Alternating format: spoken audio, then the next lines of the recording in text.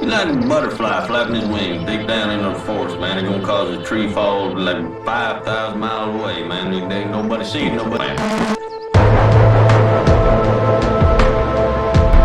Man, see, like, you don't even know, man.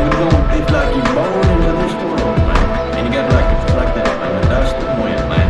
Or like the dang old candle, man. It don't matter, man. It's all the time.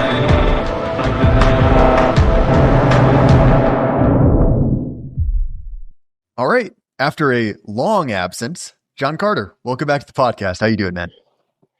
Hey Jay, absolutely great to be here. If I sound a little stuffed up, I've got a bit of a cold. I'm just getting over it now. So my apologies to the audience for any sneezing or coughing that may happen. Oh, well, don't worry about it because I've got my camera off because I've got an absolutely massive black eye. Oh, From being just the world's worst boxer. no. So I'm going to be honest. My patented defensive strategy of hitting my head on their hands so hard they give up is not working. But I'll keep running it back. It'll pay off one of these days. But yeah, I was doing some MMA like years ago with like an active club. And this one guy shows up and he's just this like beast of a Swede, and it's his first day and he doesn't have any gear. He doesn't have like boxing gloves. And I got paired with him for the sparring and I was just like, well, okay, you don't have any boxing gloves. I'm not using mine. And man, I regretted that because we were like, oh, we'll go easy on each other. And then sure enough, like, one of us kind of connected like a little bit by accident and the other was like, you know, gonna get you now. And we just like walked out of there with like lumps all over our heads, man. It was great. Oh yeah, no, that's exactly how it goes. There's always the fig leaf of like, I'll be smart. I won't do anything stupid. Yes. And then you get like you get that sting in your nose, and you're like, all right, I'm mad. Like this is your blood gets up, and you're exactly right. It's a matter of honor now. Yeah, it's funny. This was not necessarily a super planned bout of sparring. We're supposed to be doing grappling, and no one else showed up, so it was just me and one of the guys. And so we started grappling, and then we were like, oh well, I've got my gloves and you got yours, so let's work something out. And I'll just put it this way: there is 100% a skill gap.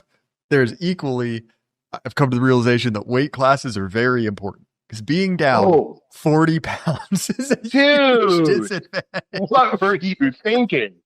Oh my God. Obviously, I was not thinking very much. And I'll be honest, if I keep doing this, I won't be thinking at all. I'll just be like, it's one of those boxers who's catatonic at 40. Yeah, I mean, But like, anyway, I sort of had that realization about weight classes from the other direction when I got paired up with a guy who was like half my size. Like he was just kind of a dwarf, and we was grappling, and he did like a textbook like perfect grapple, like a leg hold around me, which is supposed to like completely immobilize you. And I just kind of like stood up, and he was like hanging off my waist like an overweight belt.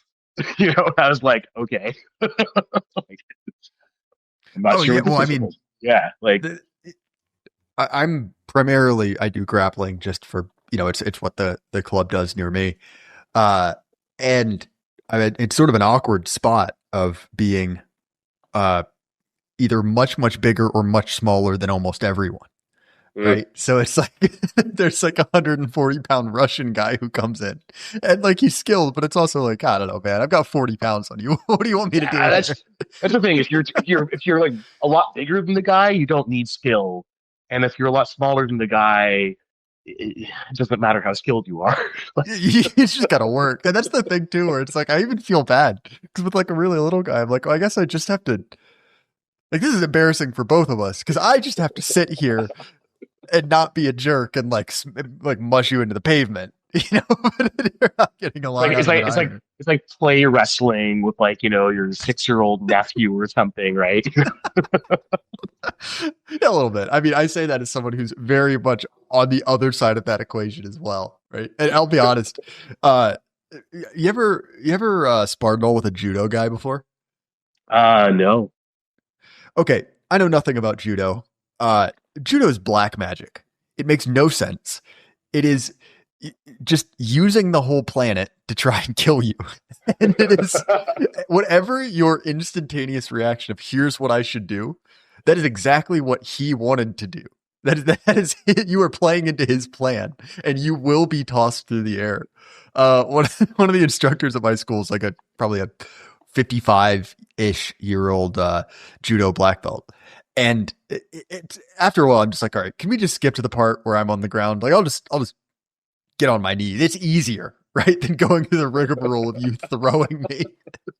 But anyway, we're not here to talk about sparring stories and stuff like that. You've written a series of great essays, and as I was kind of going through them, I was able to pick out an interesting line. You were saying things that were sort of resonating with something I'd noticed, which is, and the phrase vibe shift has been corrupted to the point where I heard Rod Dreher say it earlier today and realized I would never say it again. But in all seriousness, there was sort of a turning, a change in attitude that I think you can see first in the case of Shiloh Hendricks, then most recently in the attempted, or at least partial, cancellation of Jimmy Kimmel. I know it's been a while. So, John, do you think you could just broadly summarize the Shiloh Hendricks case? Yeah. So, for any listeners who don't remember this, or who are listening to this, historians who are listening to this like 10 years or 100 years from now, Shiloh Hendrix is a young mother from where was it, in Wisconsin, right? And she was in a park with her little son, who's like 3 years old or something like that, and a black kid. She catches this black kid like rifling through her purse, or through the baby bag or something like that. Um, and she calls him the naughty word, you know, the word of power, the word that you are never supposed to use. And then a Somali gentleman uh, takes umbrage at this and gets her on camera, and he's sort of like, hectoring her for using this word and just like harassing her, right? And she then casts the word back in his direction and flips him off, as she does it, and then kind of saunters away from him. And he, of course, puts the video online. Um, and this exact kind of thing has played out so many times over the last like 10, 15 years, where a white person would be uh, provoked into sort of losing control a little bit, using that naughty word with a person of color, and um, have their lives ruined when that's put on the internet and everyone sees them kind of, being racist. Uh, and that's sort of what everyone would have expected to happen in this case too. Except um, that didn't happen. Instead, as the sort of like leftist cancel mob formed up to try to ruin um, this woman's life, uh, and they were doing all the standard things, right? Like they were looking her up, like finding out like where her kid went to school, finding out where she worked, like contacting, like the cafe that she would like hang out at, just like trying to like just completely, ruin her entire existence. And then all of the right wingers and like just normie conservatives started piling into a GoFundMe. And I think ultimately she raised over $700,000. I think it was like close to $800,000 in the end, which was enough for her family to afford a nice house in a different state, in a kind of more rural area where she didn't have to deal with like all of this kind of like local diversity. Um, and then there's a lot of sort of subsidiary drama. Like it turned out that the Somali that had videotaped her had like not a conviction because the charges were dropped, but he was charged with um rape, statutory rape of a like 14-year-old runaway white girl that he'd abducted. Um, and then of course, those charges were dropped because, basically he's Somali, which came down to that. There was a whole thing with like the black kid, or is like, is he really autistic, or is this like some Somali kid that got classified as autistic? Because there's a whole scam in that community where they try to get all their kids classified as autistic to get like extra money out of the government, basically. And it's easy for them to do because, like, they're not very smart, so they don't do well on tests. Obviously autistic, right? Anyway, so the interesting thing with the Shiloh Hendrix incident was that there was this intense pushback um, from uh, from white people, basically, who after 60 years of sort of accepting this state of society where there was nothing worse than using that word. People were just kind of done with it. They were like, no, actually, there are worse things than using that word. Like, murder, rape, like, just bad behavior in public, frankly. All of these things are actually worse than that word. And we're sick of like our lives being ruined by the tyranny of this stupid word. Yeah, I think that it's an interesting thing. There are other data points as well. Look, I'm not the biggest JD Vance fanboy, but there's a couple interesting things he's done. The saga of Big Balls is a good example. Stupid name, but for those who aren't familiar, one of the Doge kids went under the pseudonym Big Balls on Twitter, said some edgy stuff, particularly about JD Vance's Indian wife, and this got found out. He gets fired, big news story. And JD Vance did something that, to be honest, won him a lot of favor in my book. He said, we don't do that anymore. He gets his job back. You don't get to cancel our guys. Paraphrasing there.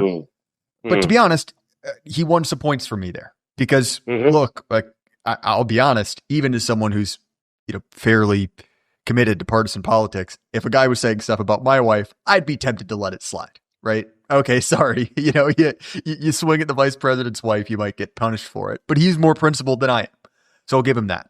And again and again and again, he said this phrase. He said it in regards to immigration, said it in regards to Big Balls, has said it in regards to, what was the most recent case? I can't remember. But he said this phrase, I don't give a shit.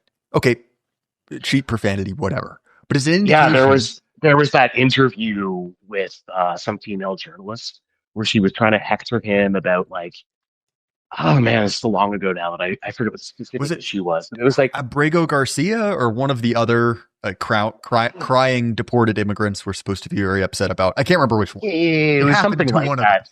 It was something like that, and he basically just like pulled like a Franklin idea. I don't give a damn, like and like on like national television, and it was just great. Like just to have him just like blood. He just shut her right down. He was like, I don't care. Like right, exactly, and that's huge. Because what you're doing there, what you're doing in both cases, the Hendricks case and in JD Vance, is you were denying your enemy moral legitimacy. You were denying them a place as a moral arbiter, which is huge. Because when we look at the conservative movement in America, really the West over, it is someone who opposes the direction of change. Like, oh, I don't like that. I wish it to stop. But isn't really that committed to it. And ultimately outsources their morality to their opponent. And in doing so, they outsource their authority to them. So for instance, I look at the paleo cons, right? Guys like, Sam Francis and Gottfried and, any number of those guys who were canceled, right? Were pushed out from the National Review. And they were pushed out from within the house, so to speak, on the left, right? Or from the leftward direction. That, Sam Francis is racist and bigoted. Oh, John Darbyshire said something inappropriate by the standards of our enemies. So he must be gotten rid of. And look, you can like those guys as I do, or dislike them either way, but say any sort of movement, any sort of tendency that does not have confidence in its own ability to make a moral claim is ultimately doomed. Right? That isn't real politics. You're just sort of voicing a minor objection. ultimately knowing you have no authority. It's like, it's basically the difference And if between you being, and if you want to push that the thread that kind of like goes through the Shiloh Hendrix incident like a little further back, I think an important nexus point is the nucleation of what used to be called the alt-right on the internet back around sort of 2013, 2015 kind of era. Because you'd had this steady process of conservatives, right wingers, whatever, being expelled from the respectable National Review, William F. Buckley conservative movement going back to the 1970s. Um, and around sort of about 15 years ago, you've got all of these sort of disparate groups ranging from like, paleocons to, edgy libertarians to, like out and out, like, neo-Nazi skinhead types, right? All sort of, drifting out there on the internet, with no institutional home. And then they all started talking to each other. And the alt-right was what kind of came out of that. And one of the sort of realizations that that initial movement had was like, wait, like the reason we're all here is precisely what you just described. That the mainstream conservative movement makes the left the moral arbiter of what is acceptable. Lets the left to define who is allowed to be included in the respectable rights. And the downfall of the conservatives, I think, was that by that point, they had actually, like, every single interesting intellectual that they had been exiled. So those guys are all out on the internet talking to these like weird ideological freaks who have a sort of like monarchists and fascists and reactionaries and such are all kind of getting together and comparing notes. And then that was when you started to have this initial kind of like pushback against, against conservatism, much more than against the left initially. Like there was a rebellion in the National Review comment section. Eventually the National Review just had to close its comments entirely. And you had all of this kind of culture jamming that happened, the great meme war, the 2015, 2016 election. And that really did culminate in that moment. Culmination is a strong word, but like that did lead to that moment earlier this year of there being, like hundreds of thousands of people who were just like, no, we are done with people's lives being ruined for saying words. We're going to protect our own here and make sure that she's rewarded for saying that word because screw you guys. well, and it's very much the difference between being sort of like a student council, right? Where you get to, make suggestions to the faculty and actually at least making a bid for power. And I think it's especially interesting and maybe going back from, to our earlier comments about sparring, that very, very quickly, once that technology had been picked up, once they realized like, oh wait, we can just say no. We can just say, I don't have to, like, you can just disagree and not do what they tell you. That pretty quickly they're like, oh wait, guess we can hit too. It's like first they were like, oh wait, I guess we can put our hands up. And then very quickly they're like, oh wait, you mean I can hit back? And Right. look, Yes. the thing with Kimmel, it didn't go off without a hitch, right? Friend of the show, Aaron McIntyre, really led the charge there. Seems as if, at least for a couple days, Kimmel was done and dusted. Disney, perfidious Disney, went back on their word.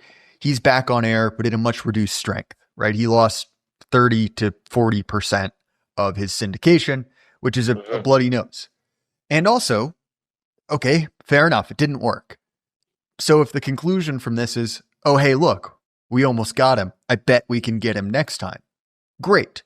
Or, there's obviously an equal possibility that, similar to the Bud Light thing, right? Red America just pats themselves on the back and says, oh, well, we showed them, and goes back to bed. But even then, right, that is two instances of relatively successful right-wing, if you could say cancel culture, in a relatively short amount of time, coming from someone who admittedly has been around for forever, but I can't think of another example, right? And two No, in the no. last, The only example of like a right wing the Dixie cancellation Chicks, is maybe. well, okay, so get a ways back. Yeah, you could totally mention that. But even then, that's I, I that's a was going to say different like direction. in sort of like totally, yeah. I was going to say like, in modern times, like recent times, there was that cashier, the Home Depot cashier who said she thought Trump should have got shot. These like last summer, um, the summer of 2024, just after the Butler assassination, I Yeah, think. I believe so. Right. There was this and Lids of TikTok, shared this video of an irate customer kind of like yelling at her for wishing the presidential candidate had been shot. And Home Depot was sort of bullied into firing. And there's this huge debate at the time on the right over, whether this was an appropriate action. Should we even be using the tools of the left? Does that make us as bad as they are? Like, or other people were like, well, I mean, she's like a cashier. Like, that's like, what's the good in that? She's like a literal nobody. Like, you know, we should be going after people who matter, like professors and such, not like these little nobodies, which is a fair point. Although to that I would say you kind of have to go after everyone, like because like when the left was doing this, like they weren't selective. Like they would go for high profile targets, they would go for just guy on the street, ordinary people type targets, because the whole purpose was this to have a society wide sort of um, atmosphere of terror where it didn't matter, how minor you were. If you got the attention of the mob, like you were screwed, right?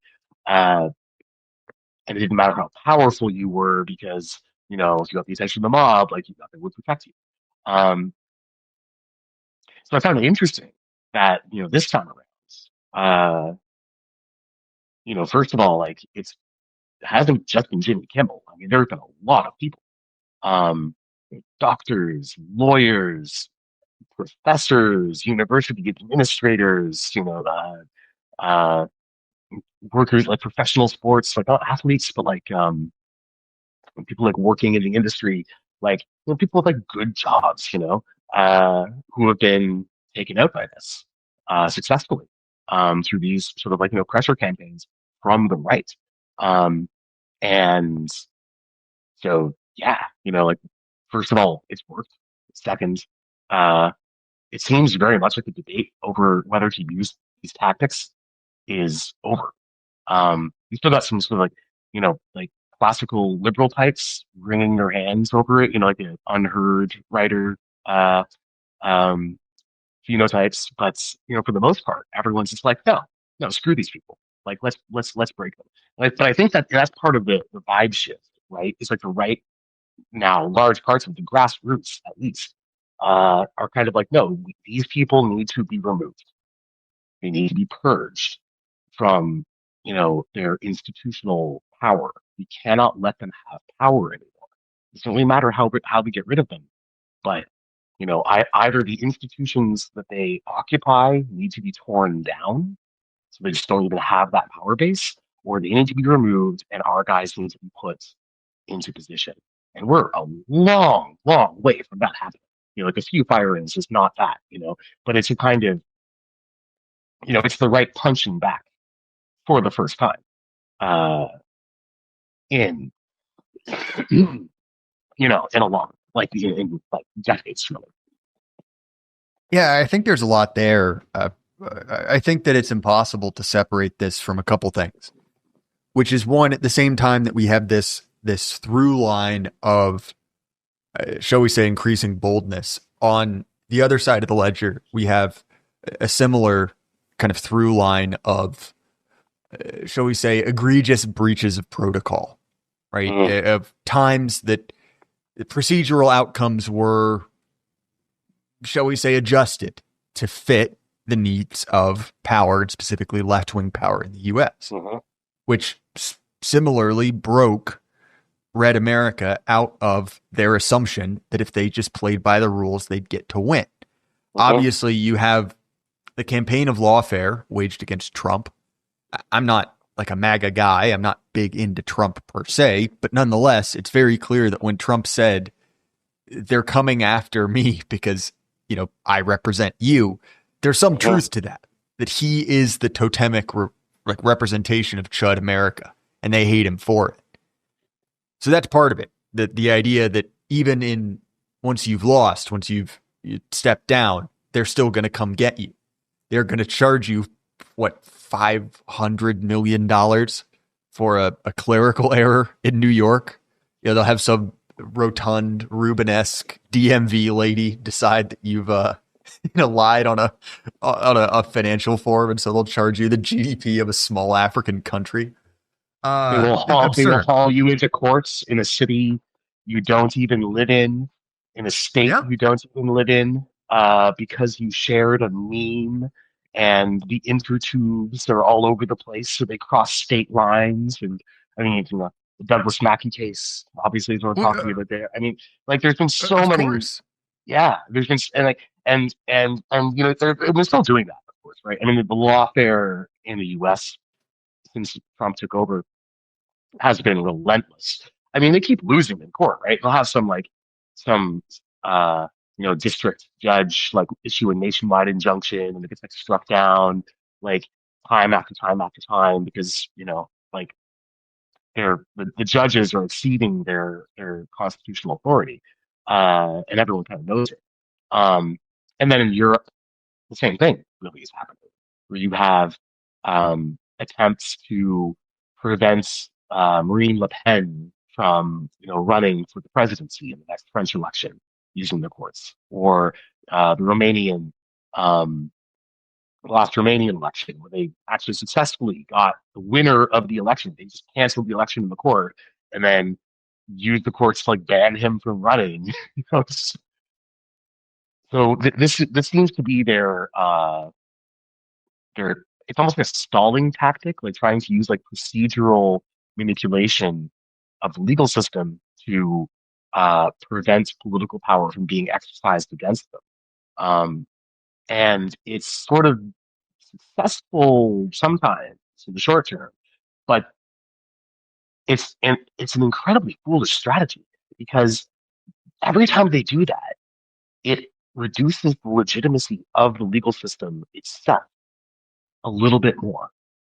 And in the U.S., they've been doing this for so long, actually. Activist judges are a byword at this point. Soros DAs sort of making throwing open the prisons and preventing police from imposing law and order on the street.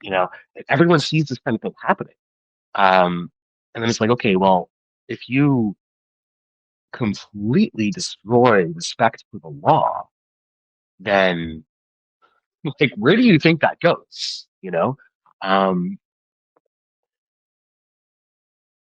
Yeah, so there's several things to mention there, right? We're not just kind of engaging in the favorite conservative complain about the times we got screwed over. What we're saying is that there are two trend lines at once, which is both the number of little wins, right? The number of, hey, wait a minute, we can actually do something. Well, those have been ramping up. At the same time that the consequences for going along with it, the consequences for taking the dive, if it were, have gotten much, much worse. And one of the things that I took from departed Z-Man, R.I.P., was yeah, love that guy. The way the way he spoke about immigration in the 19th and early 20th century, where he said it didn't stop until rich people started getting killed. And he wasn't saying that to, glorify the murder of rich people, but to say that it doesn't matter until it affects the rich and powerful. So what I think, broadly speaking, we saw in 24, and I say this as someone who has been more and more displeased with the Trump administration the second time around. So don't read this as some kind of slavering, American golden age propaganda, but just to look at it realistically, is it seems as if a lot of very rich and powerful people, primarily in the tech sector, but additionally in kind of traditional energy, the military industrial complex, realized if we let the left continue unchecked, we don't get to have a country where I am rich anymore. It doesn't matter how cool your factories are if you don't have regular power. Right? Mhm. You're amazing ETF. Mark Andreessen was explicit about this. Yes. Because he was like, registered Democrat, sort of normally lived basically for most of his life. And then he gave an interview where he was saying, well, I got like basically, hauled in to Washington, and like the Biden admin people were telling him like, oh yeah, we're just gonna like start making math, like, mathematics classified. We're gonna take over the AI completely. We're just gonna take your stuff, And he was like, whoa, like this isn't good. And then Musk, of course, he got pretty frustrated with the COVID restrictions, keeping his Tesla plants from opening, and of course, there's the whole thing with his the gender confirming surgery that his eldest son was given, and like so yeah, like these things are started to like affect the personal lives of these influential men, and well, they didn't Well, like that. exactly. And especially when you look at what happened to Trump and what was sort of obliquely threatened at with Musk, which is it doesn't matter how rich you are, will ruin your life. Mm-hmm. And similarly, what we saw in the Roman context with prescriptions, where all of a sudden the price for losing politics isn't that you lose politics, it's that you lose your life or your family Mm-hmm. does. Or in these instances, effectively, you lose all your money. Well, obviously the stakes ratchet up. Now, I've been especially annoyed because of the sort of flaccid, limp-wristed response to the assassination of Charlie Kirk. Because obviously, just as economic assassination is a very real threat, it turns out physical assassination is as well. That the previous 10 years of slowly ratcheting up Radio Rwanda-esque propaganda, saying first punch a Nazi, then everyone is a Nazi. And obviously the jump to take out, weirdly enough, 30-06 Mausers just seemed to be the flavor of the week. I saw a post going around. It was kind of stupid, but I did think it was funny that said they defunded USAID. You change, and then yes, it's like scoped AR-15s. How they've all got like these old like World War I surplus like Mausers. Yes, I saw that too. That was good. Which I thought was pretty funny. It was, but like like USAID, taking out USAID did actually hit them where it hurt in the funding, right? So I don't want to be too hard on the Trump administration. I think so far this year has been a lot better than the first Trump administration.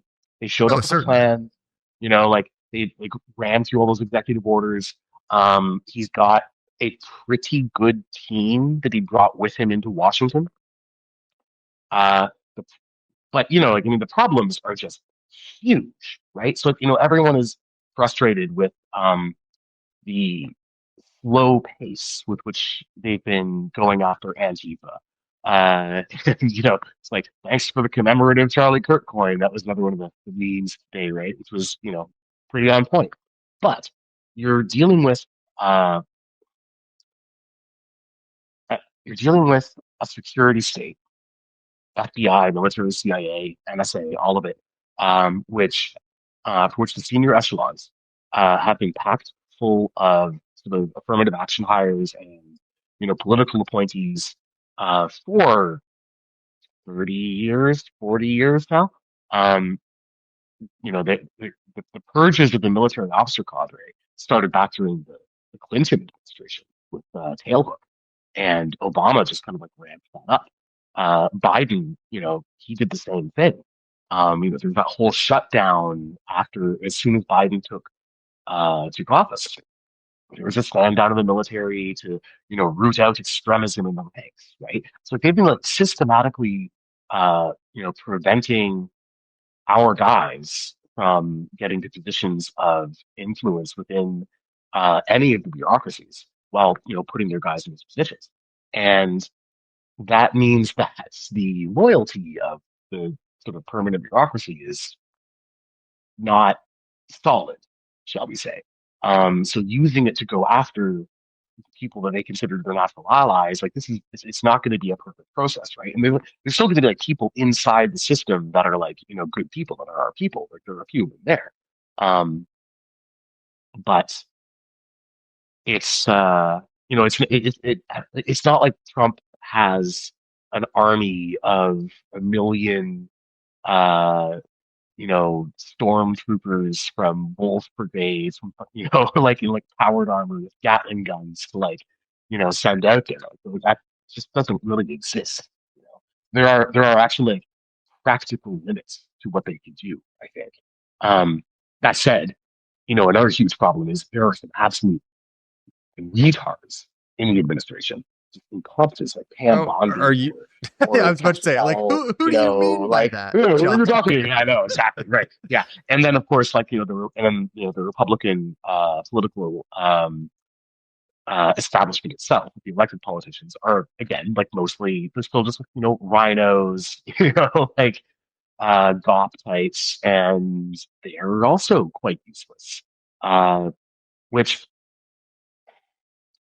you to go back to like the point that you were making about like getting those little wins, right? Most of that has been the grassroots acting organically.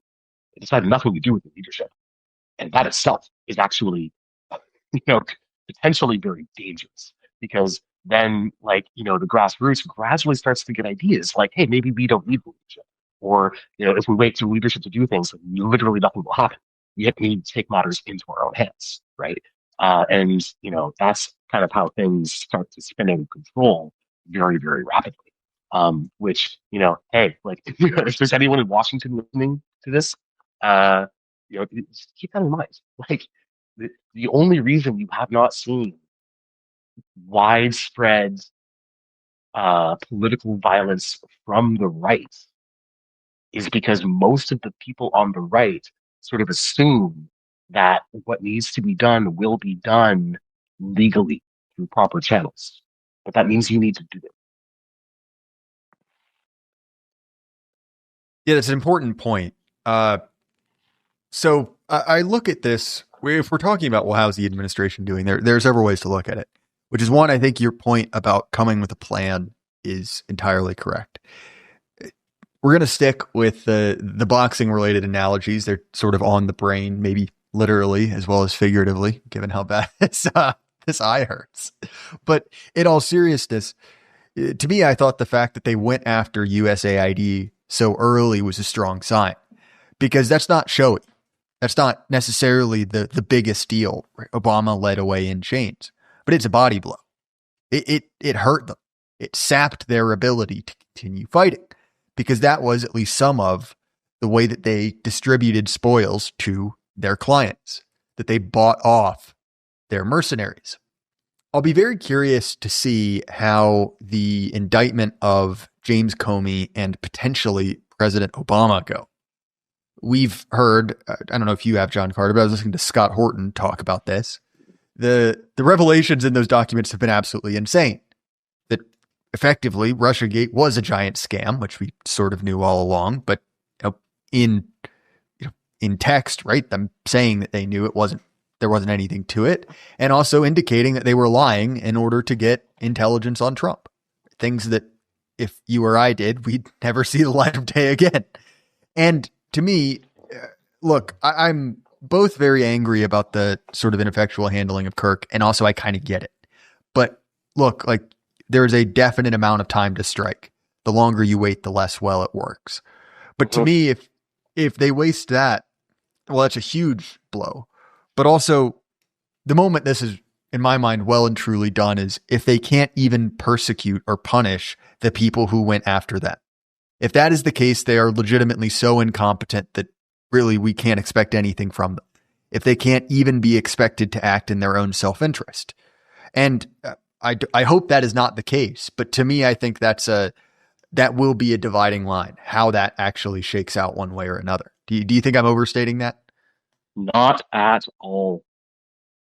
Everyone involved in Russiagate should have been in leg irons like in February. It's not January. Like, that should have been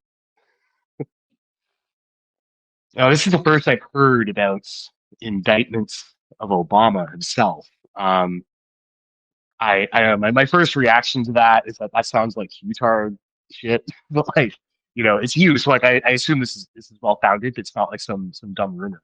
Because it's like, how many times have you heard? Like you go arrest them all, and then it doesn't happen. But Oh, he I mean, the should. Comey stuff, like you can I read know. I know the in Comey stuff. I actual know the Comey. news. Yes, I know the Comey stuff is real. I saw that, and that's great. The Obama Um, stuff has just been Trump administration kind of whining about it.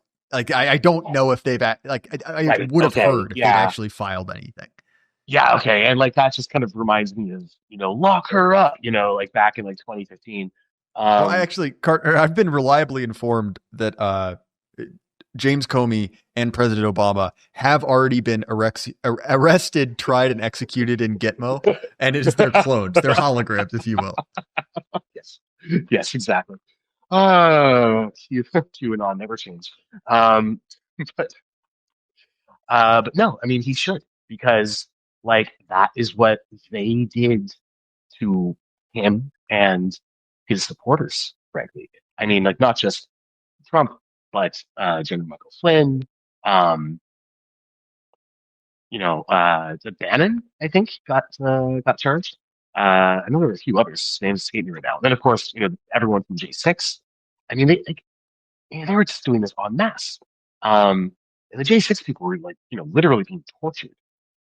So there is no reason not to do the same back to them and more. And it's not about getting revenge, although that's honestly part of it.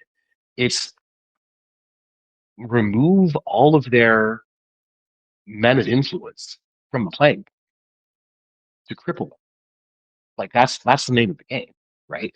Like because if these people are allowed to get back into power, the vengeance that they will take will be like biblical.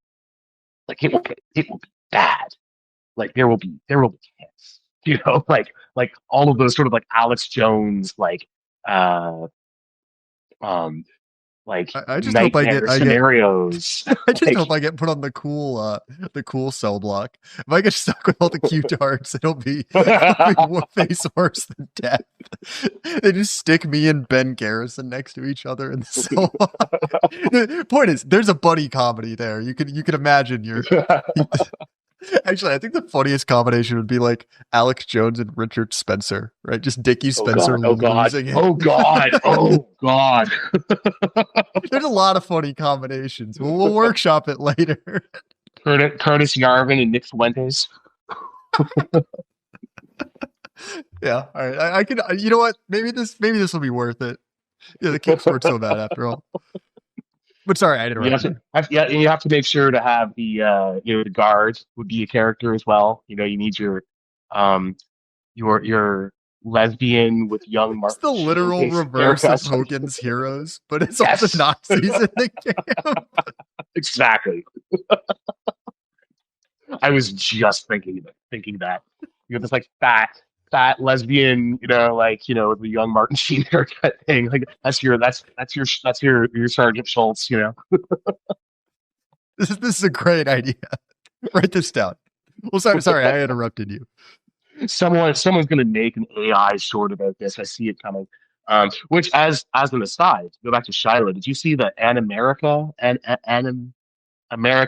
That's it, American anime. Have you come across this guy on X? No, I haven't. Oh, dude, it's so good. So he's at Oh, he follows American. me. Yeah, I'm sure he does. He's at American Oh, anime. Okay, you found him already. Yeah. So he has like yeah. he has a bit on like the word of power. And he does this himself. He uses like a little bit of AI to like fill in the blanks, but like he's drawing it all himself. Oh, And this like is the word really of power, good. dude, it's amazing. He's so good. Like someone needs to give this guy like a budget.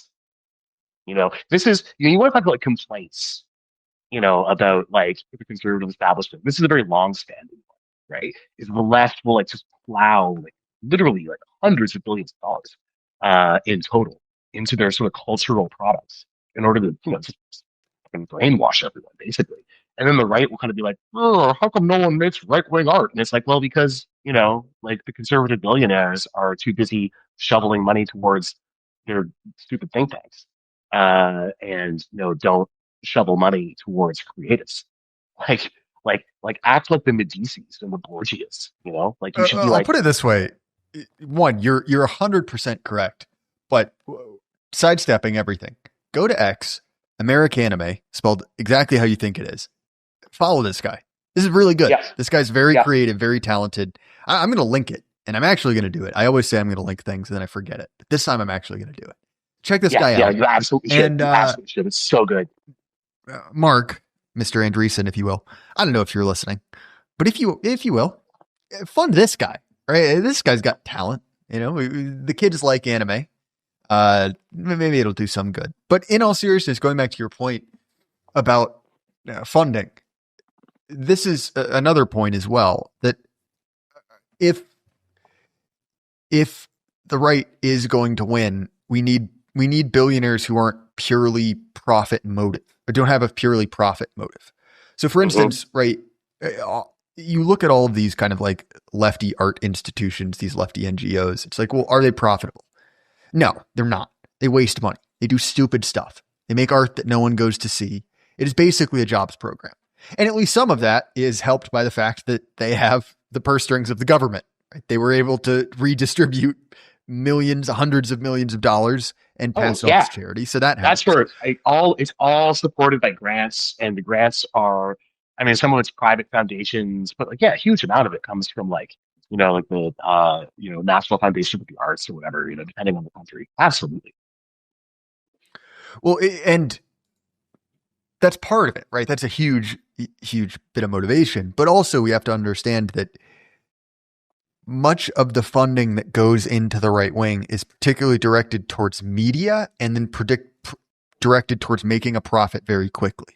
So if you notice, there's like a dozen, I mean, if not more than that, micro right-wing content creation places. Some of them are run by small teams of individuals. Some of them have financial backing, but we've got that. That's sorted. We've got dozens of those. And I realize there's a very real power in having your own. The Fool and Dong have figured this out, right? They have their own pet right-wing outlet that they use to push their propaganda. But when we look at right-wing art, it's crappy. It's not very good. And why is that? For a couple reasons. One, there's a genuine skill issue that I don't think is permanent, but we have to acknowledge it does exist, because generally the kind of things that can get funded are not the kind of things that creative people are very interested in. Right-wing creatives tend to be a little bit edgy and off-putting to older sensibilities. I'll leave it at that. But also, it's because it's incredibly commercialized. Everything needs to be monetary very quickly. Like, look at the Daily Wire movies. There's several things there. The first of which is, much like we said about morality, they're sort of aping the form of Hollywood. Like Gina Carano's doing a red carpet event in Nashville. It's like, oh, this is embarrassing. Like you're sort of playing pretend. You're like wearing dad's clothes in his briefcase. Like, oh, I'm going to work, mom. That's embarrassing. And also, it's because you're trying to over monetize too quickly. And just in the same way that you can tell when someone is, really trying to monetize their side project. Can't think of anyone who's tried to do that before. But you can sort of tell when someone's pushing too hard for the money. It comes across as annoying and cheap, and it's very clear that they're not creatively motivated. They're financially motivated. And look, obviously money will come, but you have to understand that you're playing a power game. You are winning a piece of culture, and that may not necessarily be immediately profitable. And so you have to cast your vision beyond the immediate financial year. You got to understand you're playing a game with consequences that last way longer than your next financial statement. We've seen, many of the right-wing aligned rich people come to that realization that the consequences for not doing anything are quite severe. And similarly, if you're going to win and actually win, well, you have to start, one, throwing money around, but two, doing so in a way that has a longer time frame in mind. It is not immediately concerned with a return. Because the other thing is that's difficult about funding right-wing stuff is that you're competing against a relatively efficient market. You're competing against the S&P 500, which can do 5 to 8% a year. So not only if your primary interest is in returning a profit, or if that's what you're selling to your investors, do you have to do so at a greater rate than the market, which is difficult to do, but also, right, like you're competing against any other use of their money. I don't know. I think it's an interesting thing. I'm obviously not a finance guy or an investor, but I'll throw it back to you, John. I mean, you look at movies or books, which kind of like bracket, the two, like financially, like the two sort of sides of it, right? Like books are super cheap to produce, so the cheapest form of media, really. Uh, and then like movies are the most expensive. Um, I I actually would think they're really disagree. Do you know that you can fund a podcaster for only $5 a month? Patreon subscribe star. Sorry. well played, well played. Just shameless But shilling. like, I think they're actually leaving a lot of money on the table, though. So like in terms of books, there are actually some all self-published, some fantastic books that have been written in the last 10 years or so, that have just gotten nowhere in the broader culture or barely known because because they were self-published, right? Um, what was it called? Breakfast with the Dirt Club. Did you ever read that? No, I don't think so. Yeah, so Bat recommended this like I don't know, like 4 years ago. Uh and like he recommended it like several times, spoke very highly of it. So I gave it a read. It's a fantastic book. It's basically just like the thinly fictionalized memoir of a private in the GWAT, like sorry, I mispronounced that. The GWAT is how they say it. Great War on Terror. Sort of right at the beginning of it, and it provides a sort of slice of life of it starts out he's on leave uh, and meets this stripper who becomes his girlfriend, and then he's training, and then he deploys, he gets injured, he's on base, and then he's back in the civilian world, and his life just completely falls apart. And so there's this kind of symmetry to like how like the book kind of goes, from civilian to base to deployment to base to civilian. And it sort of shows what the culture was like back then, what it was like to be a young man at that time, and he sort of he's having these realizations about the nature of American politics, about the nature of women, and like the modern sort of dating market, that we've all sort of had individually and collectively over the last 10, 15 years. And he's sort of like, showing you as he goes through that development itself. Um, and, it's a fantastically well written book. And he couldn't get it published anywhere because, of course, young male, sort of conservative coded writer, they weren't going to touch him with a 10-foot pole. But you read it and it's sort of like, wow, like this could be the Deer Hunter of our generation. This could be like the Full Metal Jacket of our generation. Like it actually is like has the makings of like this incredible war movie about the Great War, the experience in the Great War on Terror, and how that kind of connects back into the broader culture. And so if you could make that movie, like just a budget of like 50 or $100 million, like boom, done. Like, and you would clean up, and it would make a huge, deep impact on the culture far beyond just the monetary gains. But you would make money, I'm convinced. But no one has the vision to do this, right? And then, there's all sorts of other books that could be adapted. Like take something like the Iliad. We're letting Hollywood do the Iliad, but of course they're doing like the crappy woke version with like Black Athena. It's like, why are we letting them do that? Like, why aren't we making our own versions of these movies, of these stories that are just better? Well, I actually think that the two great untapped wells for that are, as you've said, the Greeks, but also Shakespeare. Sure. I love Shakespeare. Well, I'm a massive Shakespeare nerd. Shakespeare's hard to do well on screen, though. Like I can't think of many examples where like it's translated well. Like there's like a Hamlet Lawrence, version of obviously something. the Laurence Olivier stuff, that's not incredibly expensive to do. And you have to understand, like, there's a market for Shakespeare, right? People like Mhm. it.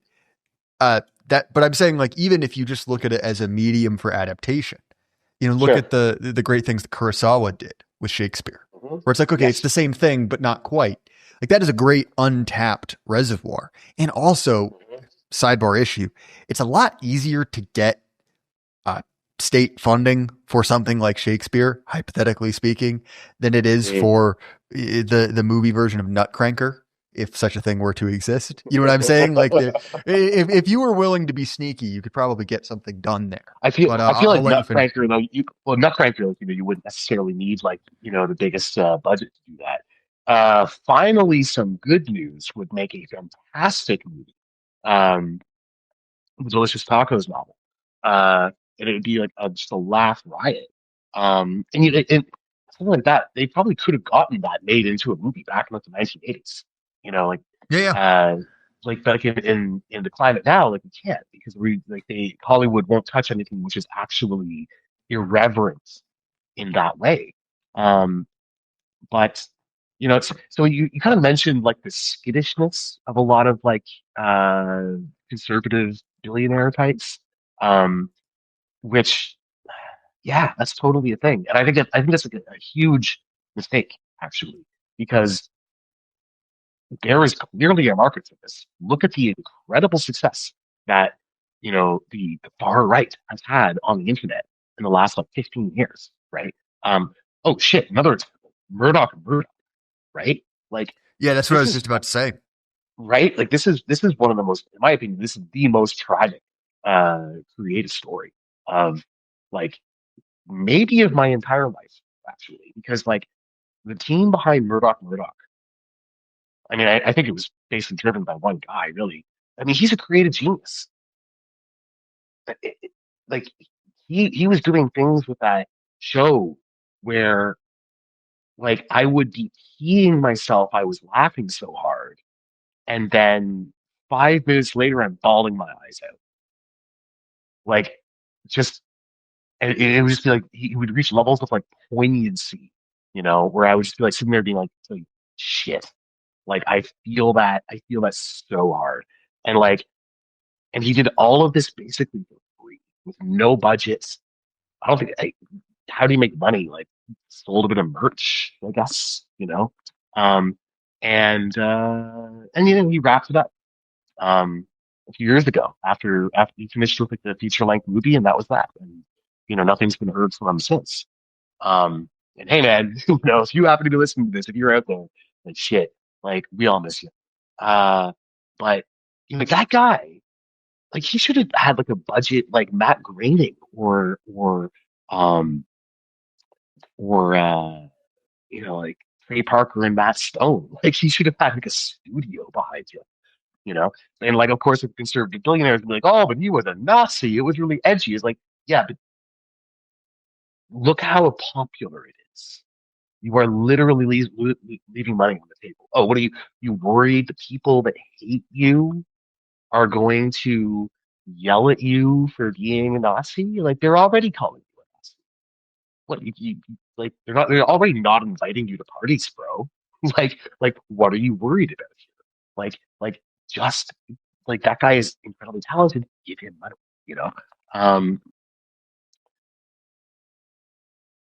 yeah, just No, I think like you're 100% correct there, man. Unfortunately, we are fast going up on time, and I actually have a hard out for once. So I'll make you a promise, John. I will have you on in less than 3 years from now. I'll see if I can do that. But in all I'm seriousness, looking man, this forward was to a it. I'm looking forward to it. this was a really fun conversation. If people want to find more of your work, what's a good way for them to do so? So, you can find me like, making an ass of myself almost daily on X at Martian Weird Lord, weird, the old Anglo-Saxon spelling WYRD. Um, Or you can find me, of course. My main place is on Substack at Postcards from Barsoom. That's barsoom.substack.com, where I post long rambling essays every week or 4, depending on how long it's Well, taking me to finish something. Well, highly recommend your presence on Substack. All of that will be linked. As far as my stuff, Jay Burden Show, Apple, Spotify, YouTube. If you want the episodes in early and ad-free, you have to throw me a few bucks. You can do so on Patreon, Subscribestar, or Substack. Actually, scratch that. I'm getting rid of Subscribestar. It's a horrible platform. Don't check it out. The other ones are good. If you want fitness stuff, Axios Remote Fitness Coaching is a better product than my ad read would let you think. They're pretty good at it. JD's been my sponsor for a long time. And if you too want to be athletic enough to get punched in the eye, Axios, good way to do so. John, I appreciate it. And everyone at home, keep your head up. Life can't last forever. Good night.